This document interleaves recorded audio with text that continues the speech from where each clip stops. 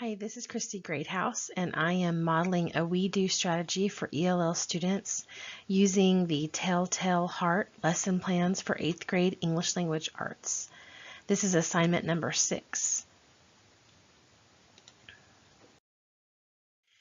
Okay, so today we looked at some vocabulary from the Telltale Heart, and so I'm going to go through the words that we looked at, and I want us to take a look at their definitions.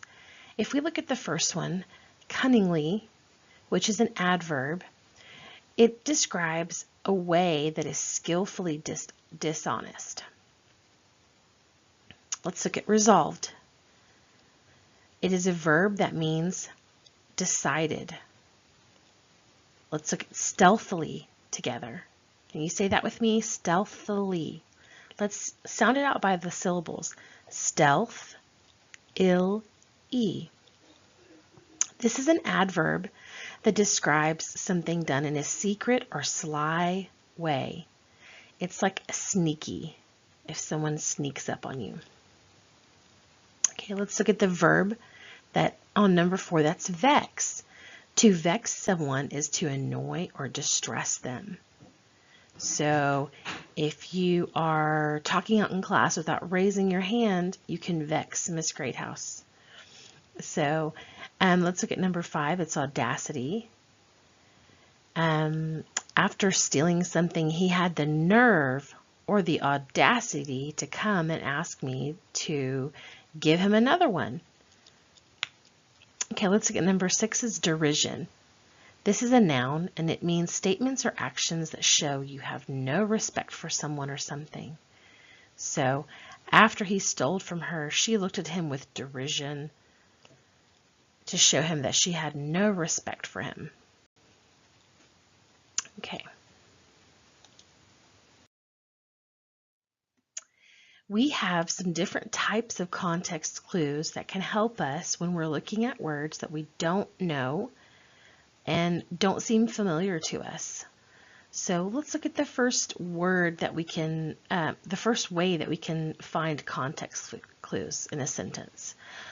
Sometimes the writer gives us the definition immediately after the word, followed by commas, sometimes in parentheses, but mostly it's in a set of commas. So let's look at the first example.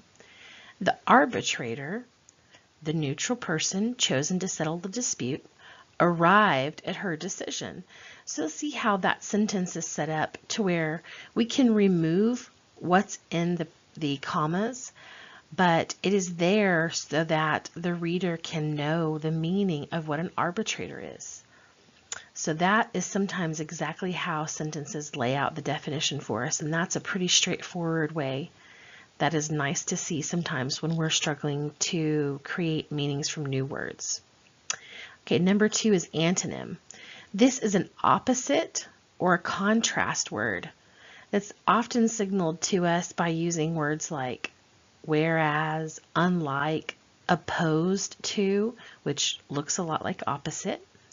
So an example sentence number 1, we have, unlike Jamal's room, which was immaculate, Jeffrey's room was very messy. So here the antonym that we're seeing is that we have Jamal's room is immaculate. This would be the word that would be difficult to understand. Maybe we haven't seen them and we don't know what it means, but it gives you an opposite. And let's find that. Very messy. So something that would be the opposite of very messy could be very clean, which is exactly what immaculate means. So that kind of helps us by giving us an opposite. Okay, so let's look at the next example too for antonym.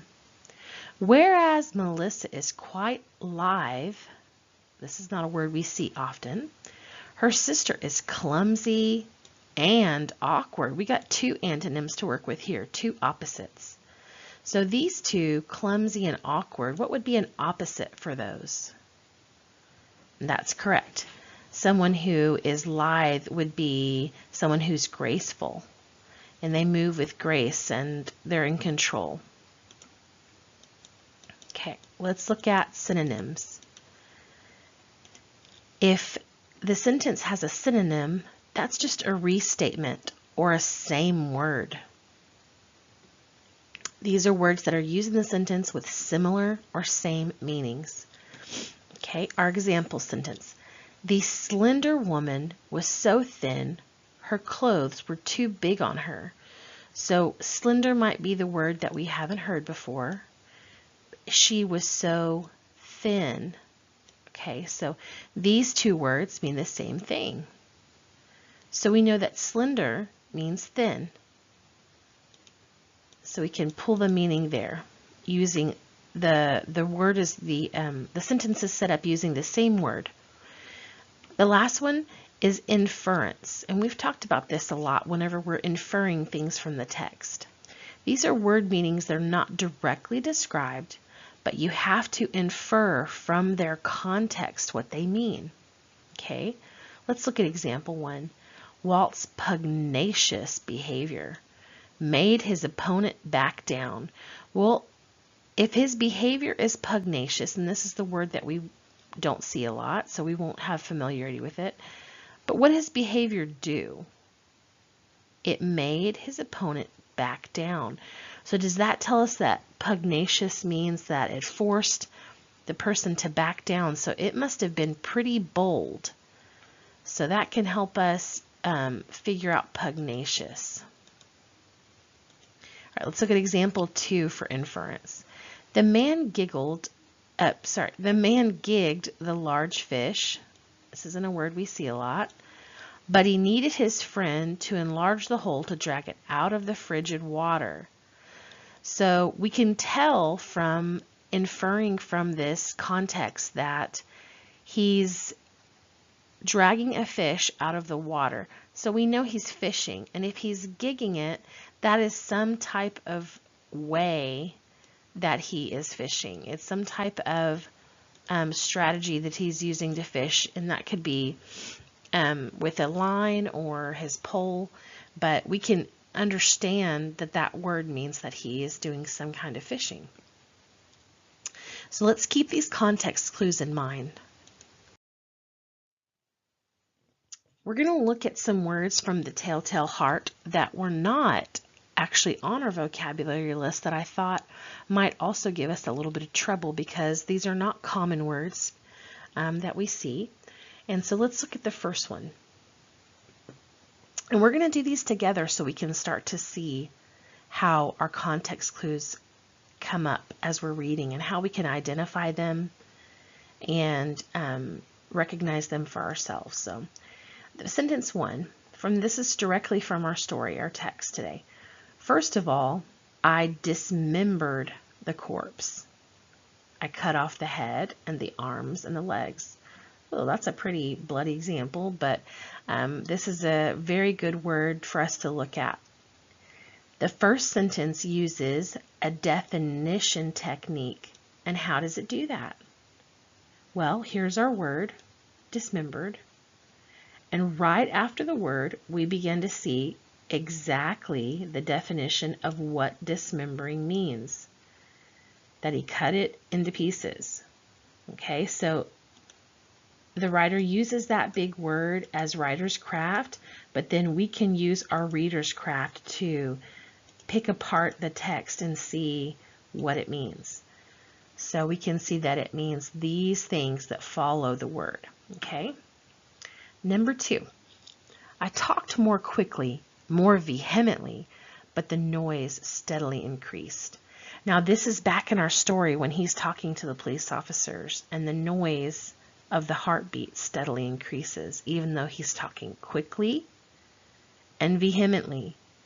Now, I think that this actually has 2 context clues for us because these 2 words go together, but we have to go ahead and infer from the context the meaning.